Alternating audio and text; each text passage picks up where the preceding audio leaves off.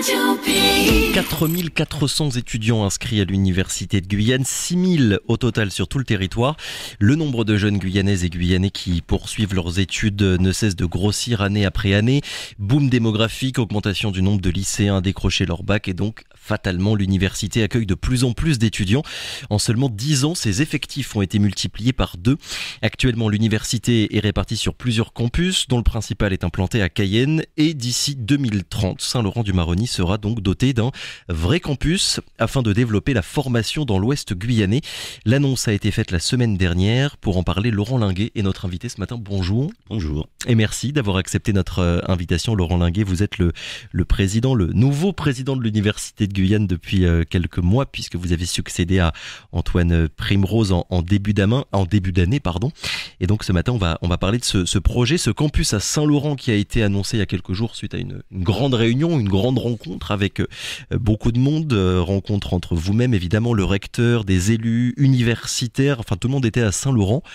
À quoi il va ressembler ce projet, Laurent Linguet, ce campus? Qu'est-ce qu'il y aura de différent finalement par rapport à ce qui existe en ce moment? Alors tout d'abord, il faut prendre plusieurs choses en considération.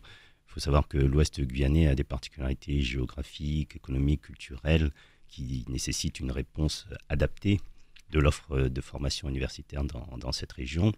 Et puis, nous avons rencontré à Saint-Laurent des acteurs très engagés. Le maire de Saint-Laurent, ses collaborateurs, les représentants des maires de l'Ouest guyanais et tous les acteurs socio-économiques nous ont fait comprendre qu'il y avait un véritable besoin de former la jeunesse dans cette région du territoire. Et ils ont raison parce que quand on considère les chiffres, figurez-vous que parmi la population âgée entre 18 et 24 ans, 38% de cette population se situe dans l'Ouest guyanais et sur ces 38%, on n'en retrouve que 2% à l'université. C'est qu'il y a un vrai problème d'accessibilité à l'enseignement supérieur. Donc nous sommes allés à la rencontre de tous ces acteurs et le maire nous a informé qu'une réserve foncière avait été prévue pour un futur campus à l'entrée de Saint-Laurent, derrière le lycée Raymond Tarcy. Et ce que j'ai apprécié, c'est que ces acteurs ont été en capacité de se projeter. C'est-à-dire, voilà, dans les 10 ans, on peut imaginer un futur campus sur cette zone-là. Alors, ce n'est pas une décision parce que, en fait, l'université n'a pas vocation à construire des campus, mais à les occuper et à proposer des formations. Donc, il faudra bien sûr mobiliser tous les décideurs, l'État, la CTG et les financeurs surtout pour construire ce campus. Mais on a un horizon. Un cap, objectif. Un objectif, un cap. 2030, ce sera faisable, ce sera accessible, mine de rien, c'est dans pas si longtemps que ça? Non, c'est dans pas si longtemps que ça, mais quand on considère l'histoire de l'Université de la Guyane, au début, dans les années 2000, les divers acteurs avaient projeté la création universitaire en 2050, et puis en 2005-2010, il y a eu une grande réunion à l'université, était prévue pour 2030, et puis l'histoire a fait qu'elle s'est créée en 2015. Donc vous voyez, c'est bien de poser des horizons, parfois on y arrive plus tôt, parfois on y arrive plus tard. Mais au moins, on sait où on va. On sait à peu près où on va. Quand vous dites qu'il y a un besoin d'avoir une offre de formation qui soit adaptée finalement au territoire de l'Ouest guyanais, précisément ça veut dire quoi? Vu que là, on est en train de parler des besoins qu'il y a sur cette partie de la Guyane, qu'est-ce que ça signifie, Laurent Linguet? Ça signifie que ce que nous ont fait remonter les acteurs, c'est qu'il y avait des besoins de formation dans le domaine du patrimoine, parce que Saint-Laurent est une ville patrimoniale qui a une ambition d'être classée à l'UNESCO et nous entendons et nous sommes prêts à nous investir dans cette perspective. Il y a un besoin de formation dans le domaine culturel puisque la ville de Saint-Laurent et les autres villes satellites ont à cœur de développer des animations culturelles de grande envergure sur le territoire guyanais. Il a des besoins dans le domaine du commerce, puisque un certain nombre d'activités commerciales sont en train de prendre naissance sur cette zone du territoire. Il y a des besoins dans le domaine du génie civil.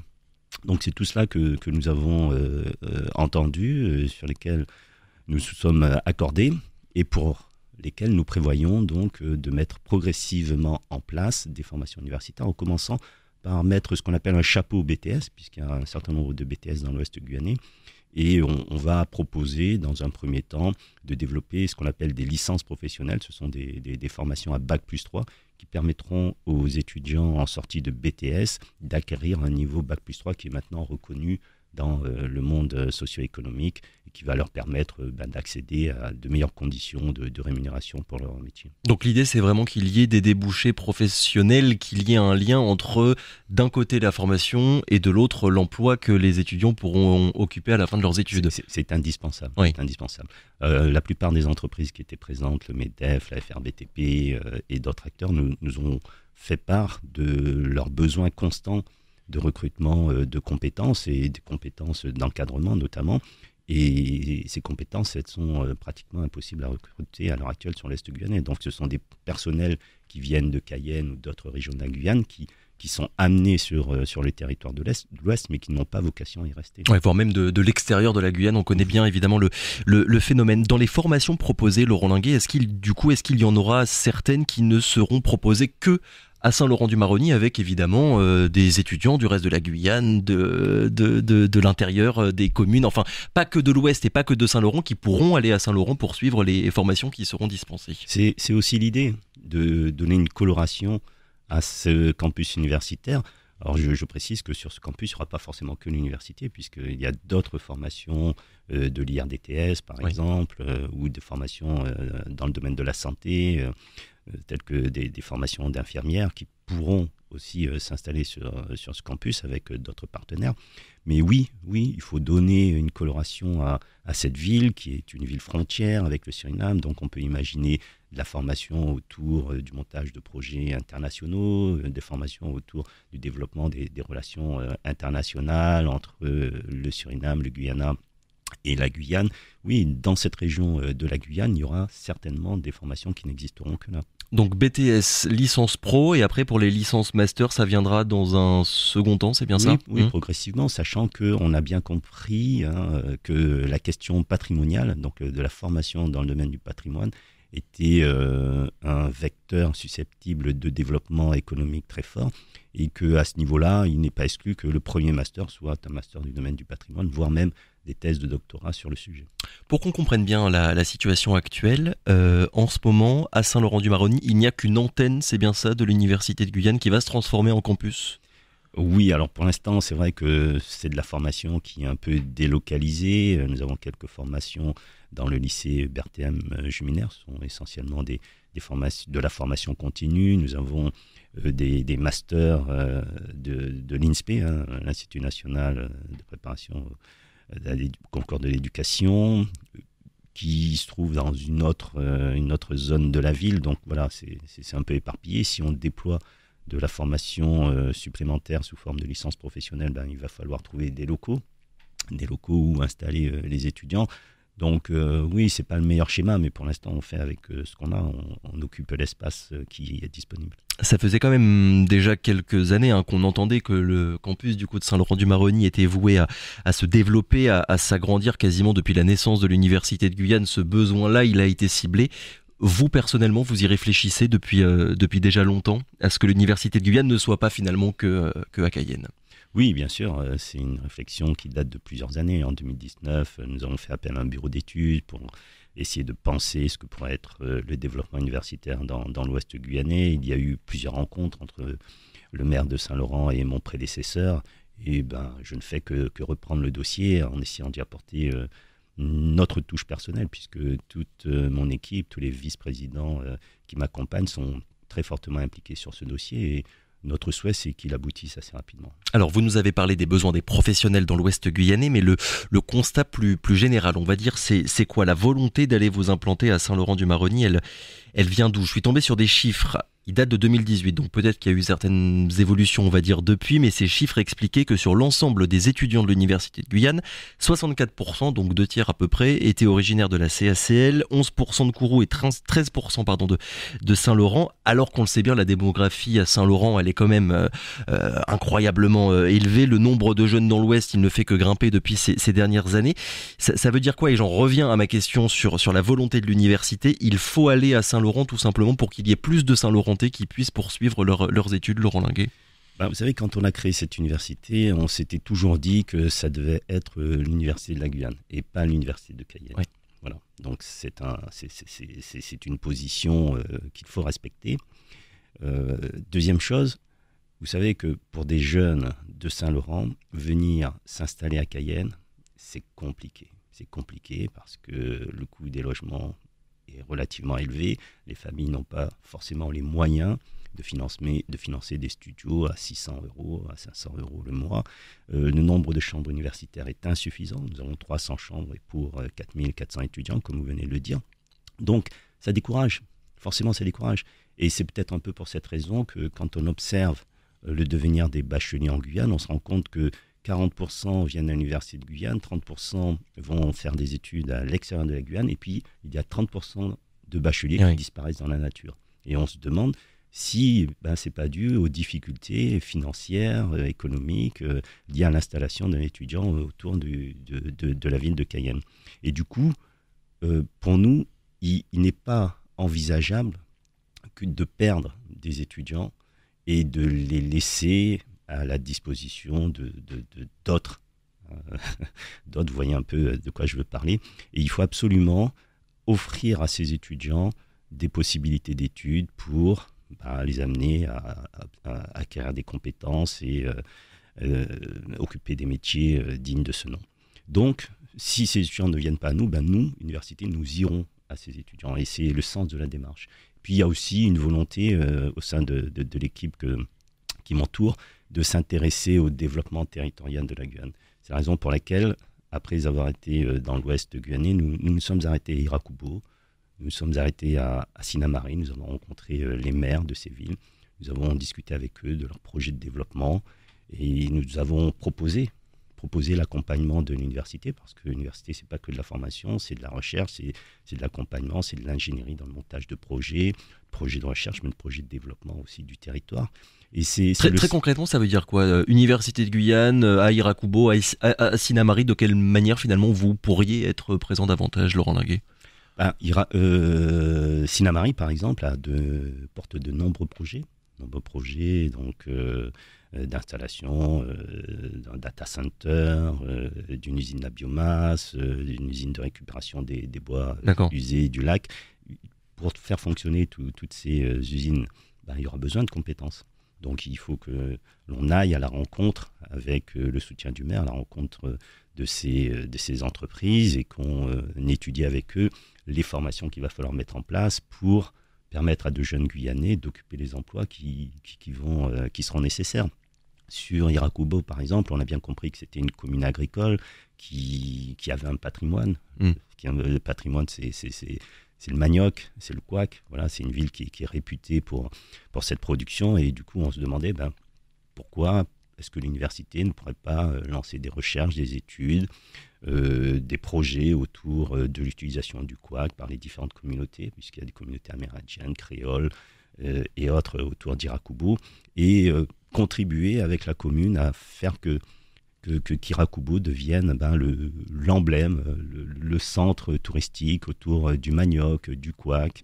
Et pour créer davantage de liens finalement entre la recherche à proprement parler et les besoins économiques qui sont propres à chaque territoire et à chaque commune. Laurent Linguet, pour revenir sur ce que vous avez commencé à dire sur les freins finalement qui vont expliquer que énormément de jeunes étudiants guyanais ne poursuivent pas leurs études, est-ce que ça vous arrive à vous souvent de rencontrer finalement des étudiants ou des anciens étudiants et qui vous disent tout simplement oui, j'ai dû arrêter parce que je n'avais pas l'argent, je n'avais pas le logement, les transports c'est compliqué. Ça vous arrive souvent d'entendre ce genre de témoignages-là? Figurez-vous que non, parce qu'on a la chance en Guyane d'avoir des jeunes très résilients, très tenaces, très persévérants. Et même si ça leur prend des années et des années, ils tiennent régulièrement à s'inscrire malgré les difficultés, à acquérir leur diplôme bout par bout, jusqu'à être diplômés et profiter de leur diplôme en exerçant un métier. Non, ça veut dire que ces fameux 30%, finalement, vous n'avez quasiment aucun lien avec eux dont vous parliez tout à l'heure. Non. On les retrouve après dans ce qu'on appelle les DAU, ce sont les diplômes d'accès aux études universitaires. Oui. Une certaine partie d'entre eux qui se raccrochent à travers ce diplôme que nous déployons sur Saint-Laurent, mais que nous entendons aussi déployer dans d'autres communes, à Walai et à Limapo notamment, qui permettent à des étudiants bacheliers ou qui n'ont pas été bacheliers de reprendre les études afin de se lancer dans la préparation de licence ou de bachelor, mais très peu, en nombre insuffisant. Non, une fois que les jeunes ont quitté le système scolaire, on a très peu de chances de les retrouver, sauf parfois lorsqu'ils intègrent un métier sans compétences et qui, voilà, qui a un besoin de formation au fur et à mesure de sa carrière professionnelle. Formation continue, ils reviennent vers nous. Oui. Pour revenir au campus de Saint-Laurent, est-ce qu'il y aura aussi des logements universitaires? Parce qu'on le sait dans les facteurs qui expliquent en partie les raisons pour lesquelles certains étudiants, certains lycéens aussi ne poursuivent pas leurs études. Il y a le transport, on l'a dit, le coût de la vie et le logement. Ça représente quand même une part du budget dans la somme dont dispose un étudiant qui est assez considérable. Tout à fait, il faut l'envisager. Alors, comme je vous l'ai dit, comme ces formations s'adresseront essentiellement au public de l'Ouest, donc on peut imaginer que ces jeunes vivent autour de Saint-Laurent ou dans la ville de Saint-Laurent. Mais l'Ouest, c'est pas que Saint-Laurent. Voilà, il y a des communes tout le long du fleuve, il y a Mapo, il y a Mana. Donc il faudra envisager, bien sûr, la création de logements. Alors, c'est pas de la responsabilité universitaire, c'est la responsabilité du Crous. Mais je ne doute pas que tous les acteurs présents ici sur le territoire feront en sorte que le Crous crée des chambres universitaires dès lors qu'il y aura un besoin dans l'Ouest. Un mot d'ailleurs sur le Crous, vu que vous en parlez, vous êtes président de l'université, et voilà, je le dis bien à tout le monde, il ne faut pas confondre, on va dire, l'université d'un côté et de l'autre le Crous. Est-ce que vous êtes favorable à ce qu'il devienne autonome par rapport aux Antilles? Il y a le sénateur Passion tout récemment qui a pris la parole à ce propos pour demander que le Crous prenne ses distances avec les Antilles. Je cite Georges Passion, manque d'entretien des logements par ailleurs en nombre insuffisant, restauration défaillante sur la qualité et surtout sur le nombre de repas préparés, et enfin accompagnement des étudiants très sommaire. On sait bien quand même que la qualité de la vie étudiante, c'est une des clés dans la réussite d'un parcours étudiant. Sur ce point-là, sur ces questions-là, qu'est-ce que vous en pensez, Laurent Linguet? Ça va dans le sens de l'histoire. L'université est devenue autonome, le Crous doit aussi le devenir. L'académie est devenue autonome, oui. Le Crous doit aussi le devenir. Pardon. Vous savez, moi j'ai coutume de dire que les affaires guyanaises doivent être gérées par les Guyanais, par ceux qui résident et qui vivent en Guyane et qui sont au plus près des problématiques. Alors nous avons un directeur localement qui est très investi sur les questions du Crous en Guyane, mais n'empêche que la décision et les responsables sont aux Antilles, à 2000 km de là. Donc ils ne sont pas en contact régulier avec les difficultés des étudiants et du coup, loin des yeux, loin du cœur.